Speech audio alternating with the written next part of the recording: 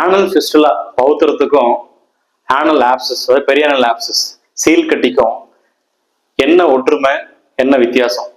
நம்ம ஏற்கனவே பல வீடியோவில் பேசின மாதிரி இந்த ஆசனவாய் சுற்றி உள்ள கிளான்ஸ், பெரியானல் கிளான்ஸ் இன்ஃபெக்ஷன் ஆகிறதுனால ஒவ்வொரு கட்டத்தில் ஒவ்வொரு வகையான தொந்தரவுகள் வரும். அதில் வர 2 வகையான தொந்தரவுகள் தான் ஆனல் ஆப்சஸும் ஆனல் ஃபிஸ்டுலாவும். ஸோ அந்த ஆனல் கிளான்ஸ் உடைய முகப்பு, அதனுடைய ஓப்பனிங் க்ளோஸ் ஆகி உள்ள இன்ஃபெக்ஷன் தேங்கி நின்று அது ஸ்லோவா இன்ஃபெக்ஷன் விரிவடையும் போது அந்த இடம் ஃபுல்லா சீல் பஸ்ஸா மாறும். ஸோ அந்த ஸ்டேஜில் நம்ம என்ன சொல்லுவோம் அப்படின்னா பெரியானல் ஆப்சஸ் அப்படின்னு சொல்லுவோம்.